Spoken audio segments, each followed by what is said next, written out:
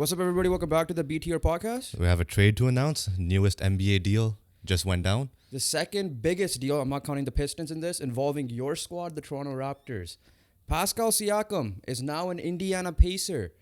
Literally, this is our immediate reaction. We did a little bit of, we didn't even look at other people's analysis on it. This is just pure instinct. We have a Raptors fan in the building here, so it's just finally. But before we get into our thoughts and our opinions, the trade is Pascal Siakam goes to the Pacers. The Pelicans are involved, so making this a 3-team deal. They get a second-round pick from the Pacers. The Raptors get Bruce Brown, Jordan Nwora, Kira Lewis, 3 first-round picks.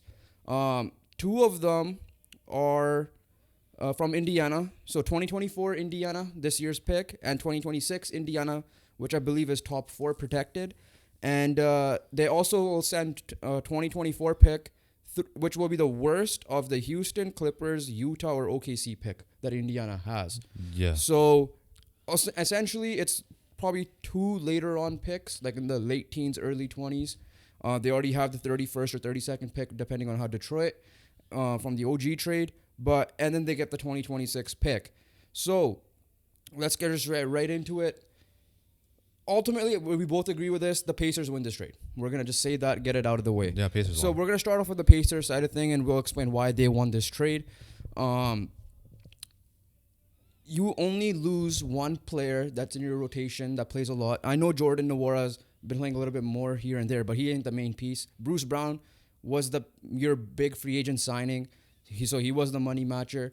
And then, but you instead of, you traded away a role player for an all-star who's probably your number 2 option on the team now after Tyrese. Yeah, you upgraded your role player to an all-star player who has playoff experience. Obviously, Bruce Brown does as well, don't get me wrong. But the main thing with Siakam is that Siakam knows how to play as a number 2 option because he's won a chip And I'm going to cut you off there. as a number 2 option. But here's the thing. He's not like... He could still be the number 1 scorer, right? With the Raptors, Kawhi was, when he won the championship, he was the number 2 guy clearly in terms of scoring. Tyrese Halliburton will have his moments as a scorer for sure, but he's more of a playmaker in my opinion, but still the number 1 option with the ball in his hand and can the score. number 1 option is Tyrese Halliburton. Depending on what happens with Siakam re-signing or not, if this is the team continuing on, Tyrese Halliburton is no doubt the number 1 option. We could agree with that though. So Siakam has done it as a number 2, right? So that's good upgrade there. Siakam playing well this year. He has 52% from the field, obviously 32% from 3, but recently it's been really good. He's been in the 40s in his last few games.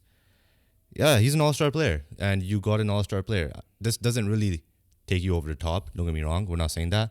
But you upgraded a bench player to an all-star player who's going to help with the all-around on your team. Your defense is atrocious.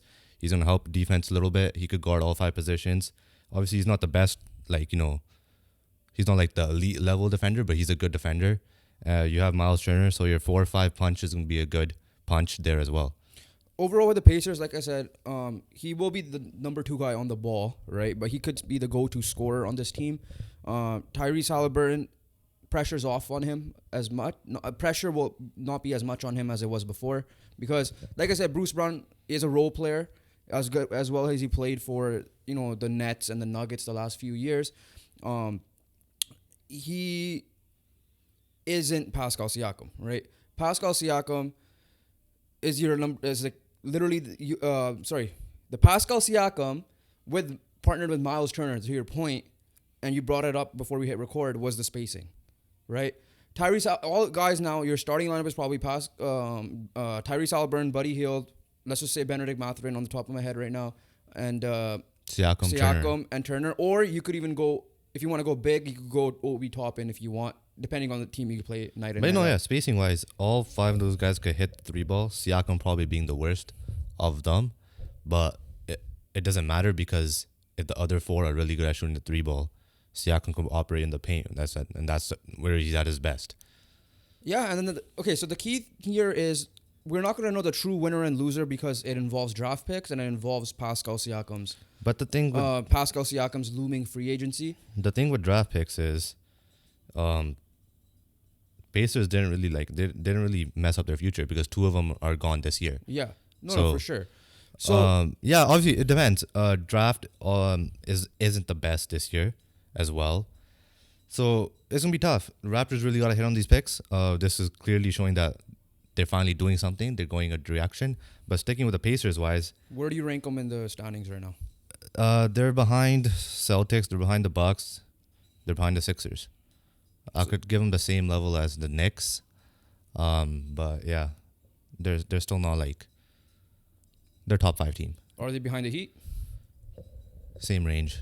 Okay, so So there's 3 teams I've clearly put ahead of them. yeah, Knicks and the Knicks and Heat are in a similar Cavs. conversation. Cavs. Same with them. I think Cavs might be worse. I like the Because Pacers based on the better. standings right now, with injuries, Cavs are 4th, Heat are 5th, Pacers and Knicks are 6 and 7. So yeah, no. Overall, this team will make them better. And then again, Tyrese is injured at the moment as well. So yeah, so this team makes them better for sorry. This trade makes them better for sure. They could probably upset a team in the first round, assuming they're not, in my opinion, not the Bucks or the Celtics. I could see them upset the Sixers. But if in a 4-5 matchup, and if they're the 5th seed, you won't be surprised if they do win. Like you said, they have Rick Carlisle as their head coach, championship experience coach there with the Dallas Mavericks. And you got Pascal Siakam, who's an NBA champ. And yeah, and the other key thing is, the key thing for the Pacers here is they still need to get more defense on the perimeter, in my opinion. yeah. Because Pascal Siakam's a good defender. I'm not saying that he's not shit or anything. Yeah, no, but at the end of the day, he's gonna guard the paint probably more. the 3 or 4 Yeah. more, and then you have Miles Turner. So it's a good front court combo defensively. The problem is the Pacers is their defense is not great, and we've seen it. For example, in the season tournament final, that they if they're not getting the points, they can't really defend the paint as well. You got that with Pascal Siakam to help Miles Turner. The other issue is this team. No, not the issue. The other thing is this team's gonna be fun to watch. They already were fun to watch, and now Pascal Siakam's gonna have more spacing. Tyrese Halliburton, a guy who does not turn over the ball often, has high assist games. Giving it to Pascal Siakam, Miles Turner could space the floor. Pascal Siakam could end up an All-NBA nod by the end of the year, for all we know, right? And If he goes on a late surge. Yes, Siakam.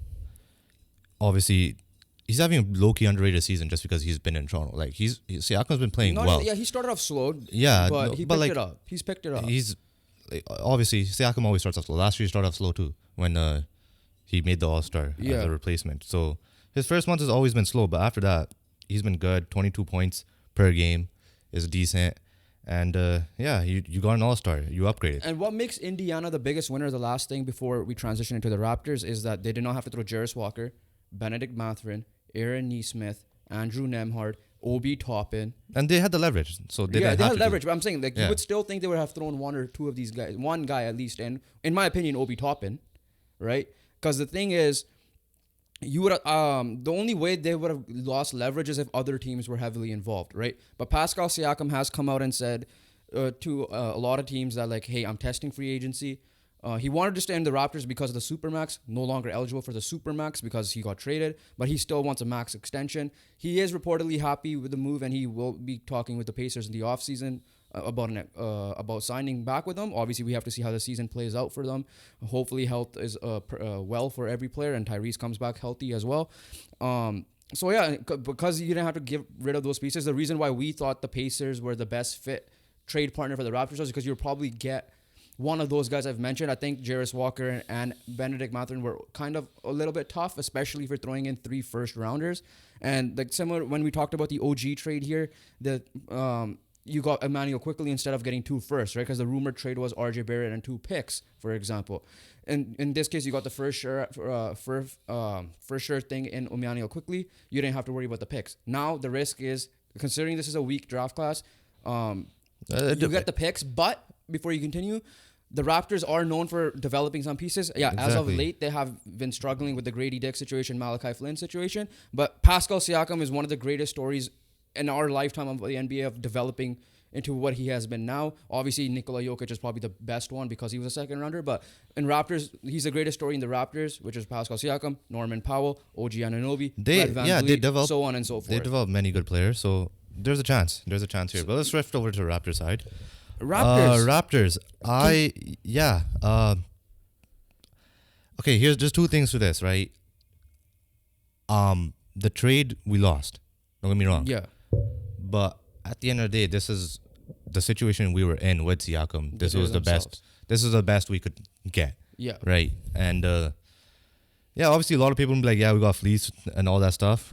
And that's fair to say. Don't get me wrong. Hey, the But at the Pacers, end- the but- Pacers could have gone fleeced. Yeah, but at the end of the day, you were in a tough situation with Siakam. You had no leverage, and this was the best you could do, I think. And it sucks. It genuinely sucks. So it's funny because non-Raptors fans are saying that the Pacers got fleeced because they gave a rental. They're getting a potential rental and giving up 3 first-round picks, right? But the Raptors fans are think they got fleeced because you gave up an All NBA, All-Star player just for Bruce Brown, who we'll talk about in a second. Kira Lewis, who hasn't been getting opportunities in New Orleans. Jordan Noir as a second rounder, who's been up. Can the Raptors develop these two pieces into like something prominent for the future? Sure, but we don't know that yet. And the reason, again, the Raptors the reason why they got fleeced was, and I listened to a little bit of the one thing I did listen to before we hit record was the Raptors show, obviously. Will Lou, Blake Murphy, and I agree with Will Lou. It's like, you did not get one of their top pieces. You didn't get one of their prospects. Yeah. Or a young piece. Like, I would have been fine. Obviously, you're the Raptor fan. I'll let you decide on this. If Obi Toppin was in this trade. Because he would have been the direct replacement at the 4. He ain't Pascal Siakam. Yeah. But you got Emmanuel quickly to replace Pascal Siakam in that sense, right? Yeah, but you didn't get that, and that's the concerning part. The thing is this, bro. You guys, like, what you did well with the next trade is you got pieces. Like, yes, RJ is inconsistent, don't get me wrong. So far, so good, though. But you got pieces that you know you can play, right? Like, you don't have to worry about, developing them from scratch. They're not raw talent. They've shown signs in the NBA. Yeah, like the development staff could see what they have done, what they could improve on when they played on the Knicks, for example. There's already evidence shown by Exactly. RJ Barrett and Quickly, whereas especially in this draft class where we don't even know who the hell's in it. Yeah. You're gonna have to get a guy from scratch, start raw, and legit teach him the NBA game from zero to whoever he develops to. Given the situation the Raptors are in, they did well. The situation they were in, they did well. Because the rumored Sacramento package was Harrison Barnes and picks. I don't even think Kevin Huerter was in part of that one. This one is better than that. So if that was the trade that was rumored, then for sure this is the better option. The problem is, as Jovan mentioned many, many times again, the good news is you made the trade, but losing Fred for nothing. Waiting on Pascal Siakam to know, waiting on Pascal Siakam to figure out your direction. And unfortunately, it took you, the whole 2023 part of the season to determine that, okay, you know what? We just got to build around Scotty Barnes.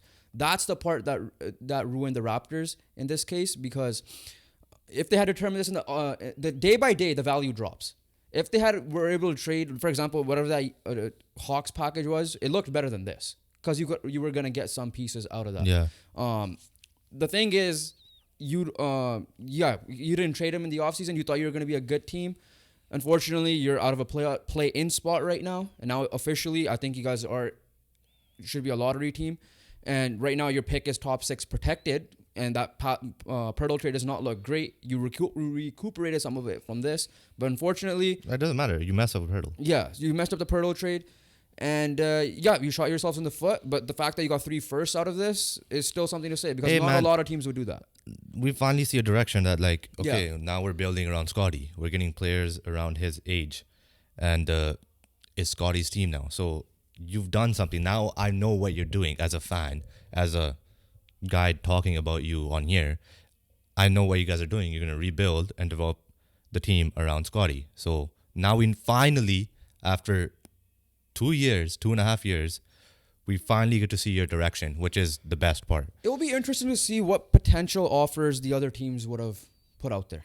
Because as a Raptor fan, I'm sure you're very underwhelmed because the reason why you wanted the Pacers was because you could have potentially gotten one of the young guys. The thing is this, there was no competition as well, right? So the leverage got even worse with that. No, some was. We don't know what the full Dallas one was. I know it would have been anything crazy, but we don't know what the full Dallas one was going to be. We heard about the Kings and we heard about the Pacers. These were the 3 big ones. But you have to throw in a team like the Pacers, the Thunder and the Warriors if they were interested.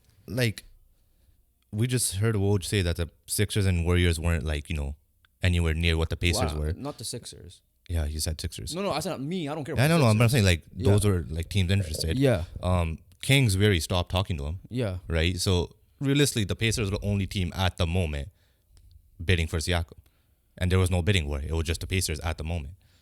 So Yeah. that leverage-wise, obviously with the contract and that situation makes it worse. But the good news out of all of this is that we finally know your direction. Now, and the other thing, part of this trade we got to talk about. Do you have Bruce Brown's contract in front of you? Is $23 million club option. Good piece to have. Also good piece to trade. He is 27. So Doesn't fit the timeline. does not fit the timeline. So just try to see what you can get for Bruce Brown. Bruce Brown is a good role player. You could get a little bit of something here. So the thing I don't know if you could like. This might be crazy, but if you could like package one of the first you have with Bruce Brown to get some It's young weird. guy that could like fit your lineup, you can try that. But otherwise, Bruce Brown, in my opinion, should be traded. It's a weird thing because I think I saw Blake Murphy tweet because you can't really trade a piece right away. Yeah. For him, I think you can't use him as a salary filler. So I don't know if a pick is allowed. But let's just say Bruce Brown on his own. We'll just keep it simple. Bruce Brown on its own. He has one more year, which is a team option. Even if you don't trade him in the next couple of weeks, which I think you should, because you get the highest value for two potential playoff runs. He is an NBA champion. He's proven in the playoffs he could play. But let's just say you keep him for the season. You still have the team option, accept the team option, and you can still trade him off if you really need to, right? That's the thing with Bruce Brown. I think you flip him. I agree with you 100%. And like a team like the Nuggets will like to bring him back. Maybe the Knicks to make their thing go higher. The Cavs. So that's the best way I can see it. Bruce Brown has proven that he is the best sixth man in the playoffs to have, right? Especially what he did last year with the Nuggets. So he is a valuable piece.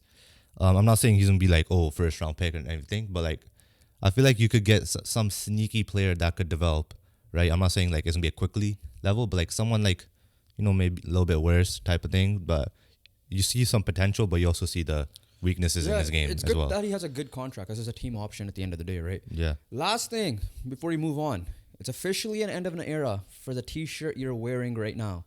So, Mr. Raptor fan, Chris Boucher is the last man standing, but we know that he's not the main piece of that 2019 championship. Yeah, no, every So, your just reaction overall to Siakam and that whole era coming to an end officially today? Well, the era's come to an end according to Eric Ten Hag. Yeah. But yeah, what can you say? It needed to be done, right? The era of honestly, it was starting when Leonard left after that first year, right? You could already see the downfall from there.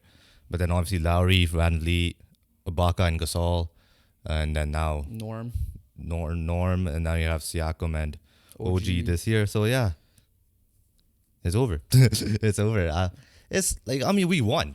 Like they did good, right? We witnessed good basketball from the Raptors, and from 2013 when the Lowry and DeRozan started all the way up until the last couple of years when they lost to the Sixers in the first round in Scotty's rookie year.